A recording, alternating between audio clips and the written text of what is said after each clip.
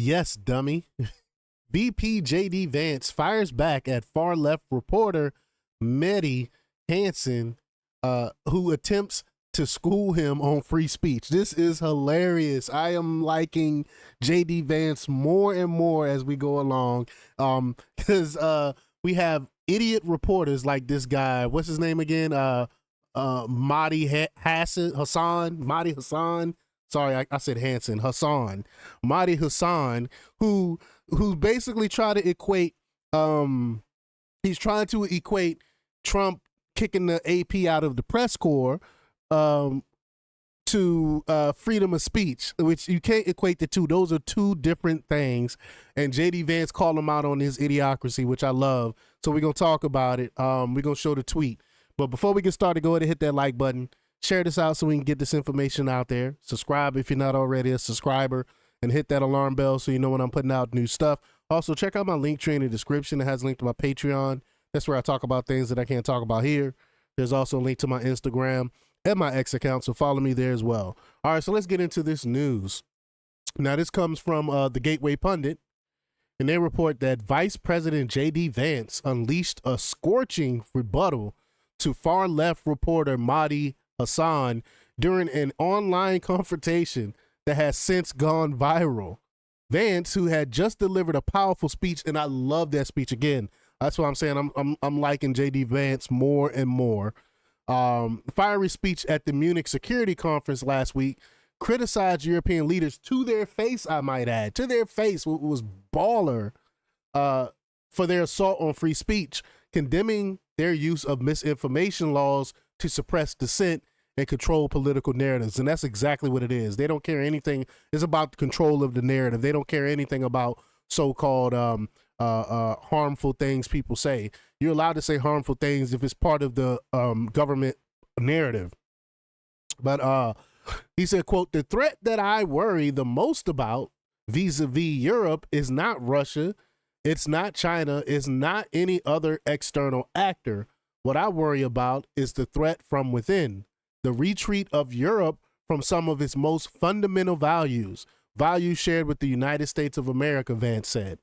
"Free speech, I fear, is in retreat and in the interest of comedy, my friends, but also in the interest of truth. I will admit that sometimes the loudest voices for censorship have come not from within Europe, but from within my own country, where the prior administration threatened and bullied social media companies to censor so-called misinformation. So I come here today not just with an observation, but with an offer.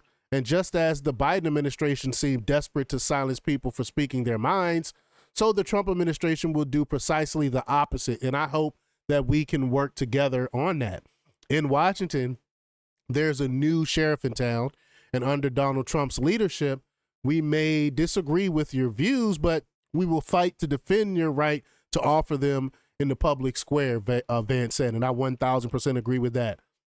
Vance's remarks hit a nerve among European elites who quickly erupted in outrage. Some of them cried. One of the, I wish I could remember who it was, but it was a German official.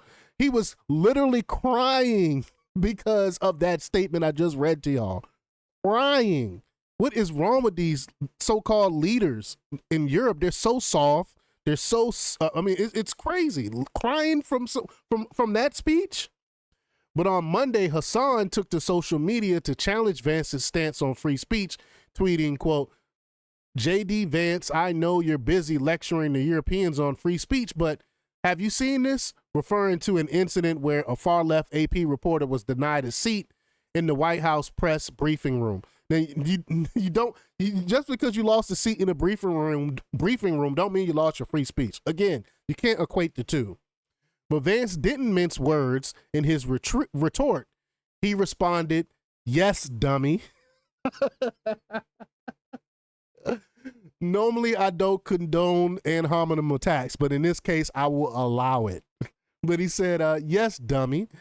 I think there's a difference between not giving a reporter a seat in the White House press briefing room and jailing people for dissenting views. There's a huge difference. I mean, obviously." He goes on to say, "The latter is a threat to free speech. The former is not. Hope that helps." I love it. I love it. So you can see the tweet here, the tweet from JD Vance. But Vance retort highlights a fundamental difference. In America, even if a reporter is denied access to the White House press room, they can still voice their opinions freely online, on air, or in print. Meanwhile, in parts of Europe, expressing an opinion contrary to the state narrative can lead to legal repercussions, fines, or worse. So you can get in prison, but the fines are bad too. I mean, like, people literally having to pay thousands upon thousands of dollars for posting a meme online. Like, freedom of speech is our most fundamental right. And their rationale for saying you can't post what you want. This was the rationale that one of the people said on 60 Minutes.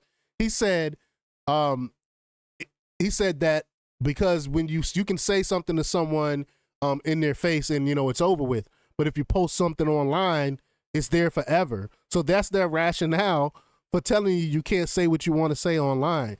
This is crazy. Like, how are these our allies? I feel we're more closer to Russia than we are with some of our European allies, even though Russia do censor things like, you know, pornography and things like that. You're still a lot freer in Russia than you would be in Germany, which is crazy to me.